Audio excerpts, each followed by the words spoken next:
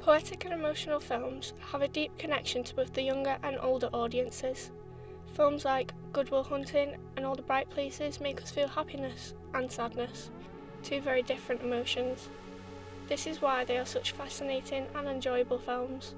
Today I'm going to be interviewing some of my classmates and a member of staff how they feel about this genre.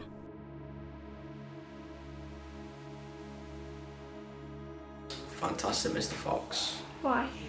I was able to connect with it really easily as a child. My favourite Poetic film is definitely The Perks of Being a Wallflower.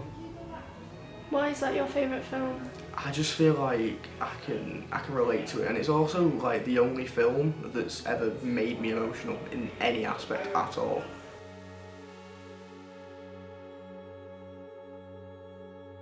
My favourite part of the film would have to be the first bridge scene with Emma Watson and when they're playing Heroes by David Bowie. Oh, we can be heroes.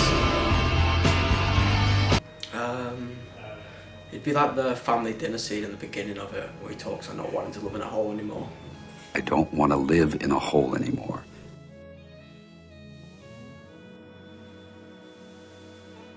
I feel like the way it tackles mental health is very like it's strong, and it's also like it's quite progressive for especially when it was released as well. So I feel like that just makes me drawn towards it in a way. It was just really, really comforting. It brought a lot of meaning to me as a kid, so.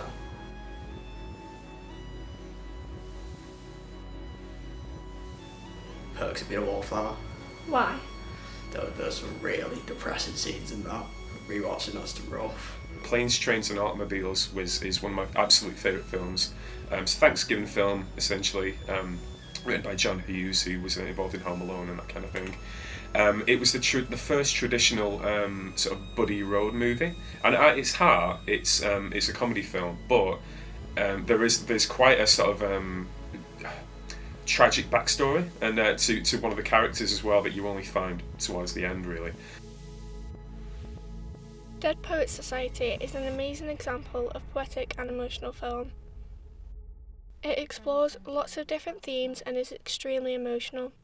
I decided to ask a member of staff how they feel about this film.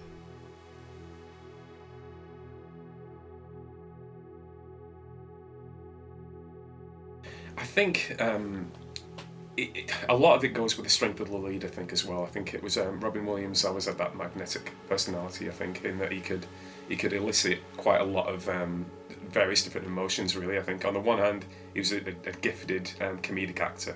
I think he could have you like rolling along the floor in fits of laughter. On the other hand, he had that amazing ability to just switch gears, quite suddenly, really. And then I think just have you almost feel quite emotional, really. And I think actually, get a more of a sort of a not a negative emotion, but less of a comedic reaction and more of a sort of thought-provoking sort of reaction in that sense, really.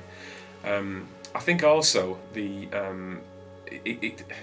links to that idea of obviously Robin Williams was teaching a group of young lads in obviously the school, and it's that idea of wanting to nurture the next generation, really, I think, and help them to be able to harness their ability and their talents and achieve their goals, really. So I think working in an education setting myself, it was quite easy, really, to empathise with that, with Williams's character and his willingness to try and encourage and inspire the next generation in quite unorthodox ways.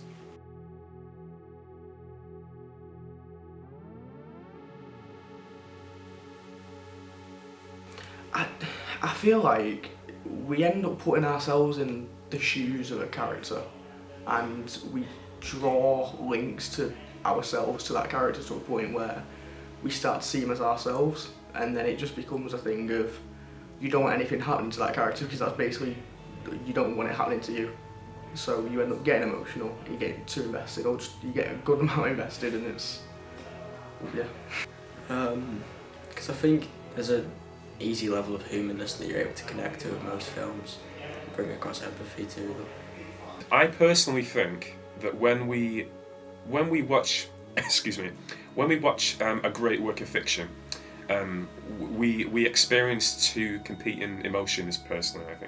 I think that I'm going to use the example of the 1989 I beg your pardon, the 1978 Halloween film, which is a classic horror film, and I watch it every single year, and again, no matter how many times I've seen it, I know that certain bits of it are going to frighten me, but I still go into it thinking, right, I know that's going to happen, but I really want to watch this, really. And I think that's because when we watch, say, a horror film or I'd say, what's the word? Like a tragedy or like a romantic tragedy, anything like that, we experience a genuine emotion. So we might experience, say, sadness or fear or horror or anything like that.